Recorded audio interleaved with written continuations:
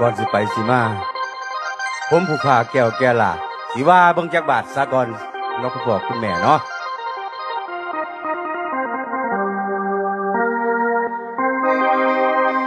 โอ้ยฟ้าเอ้ยฟ้าห้องโยนเสียงโยนโยนฟ้าห้องส่งเดือดดังแล้วบาดนี้แม่นสิเป็นยังอย่าสิลืมพี่แก้วผู้มาให้สอนห่วมพระนางโอ้ยผู้มาให้สอนห่วมพระนางเนื้อนางโอ้โอ้โอ้เอ๋ละนางมาบัดนี้10 นิ้วยกใส่เก่าไหวคุณพระอยู่เหนือหัวหลานพระน้อมมือนบใส่หัวย่อไว้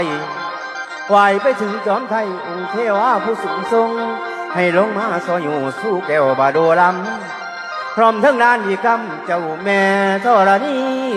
คุณครูบาอาจารย์เจ้าทินทานได้มาพร้อมหลานพระน้อมมือน้อมโอ้ยโอ้โอ้ยขอพรให้ทานซอย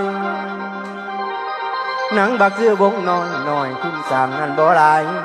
ขอน้ำพวกก็ยายพ่อกับแม่ผู้มาฟังศิลปินบ่ท่านดังซอยฟังให้เลอทานหลานนั้นเป็นคนเล่นแฟนหลายคนเป็นคนเบิ่งตัวบ่ไหนยกไปสิค่อยแก่บาดเมื่อลุ้นถือเป็นบุญเนาะครั้งนี้ได้มาโอกาสแสดงข้าบ่แพงพันใดก็ซอยบุญน้ำทานขอขอบคุณเด้อท่านศรัทธาท่านผู้สูงเกียรติที่บ่ลืมเจ้าแก้วนังเท่าเจ้าเก่าดนพร้อมทั้งนางเอกคนน้องไม่สาวคำปานมานำกันหลายคนรักแสดงในคืนนี้พันบ่ดีอภัยด้วยอยู่ที่สิทธิ์เด้อสาบแช่งบทแสดงบ่โหดเหี้ยมผมขออายผู้แก่การนังประโมไทยล้ำมาหลายเกือบหมู่บ้านแก้ววายก่อนอย่าอิจฉาอย่าขัดคือตาไฟละครหนังหน่อยพาตกไปให้หาเพิ่มเสริมคะแนนอย่าฟังโอ้เบื่อมาเหลือใจตั้งแต่เด็กน้อยก็ยังเอินบักแก้วโอ้ว่าหัวลานว่าตื่นกัน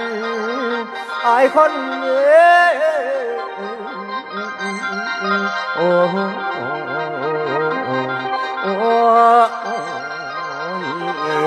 ละนะ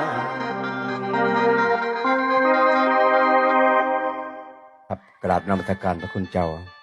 ขอกราบสวัสดีพี่น้องสวรรค์นาดีและบาดไก่เลื่อนเชียงครับมื้อนี้กับผมแก้วแก่หลากับบุญลายสายยาวที่มีโอกาสเดินทางมาทำการแสดงพี่น้องเบิ่งได้ชมกันครับมามื้อนี้ก็ขอขอบบุญขอบคุณ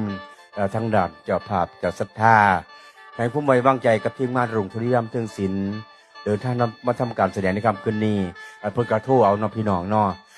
แต้วตายมาซอยงานในใหญ่ในเด้อเพิ่นว่านะครับกับลูกหลานกับคัดคิดมื้อใดล่ะมื้อใดมันว่างก็ได้มาเนาะพี่น้องเนาะนะครับ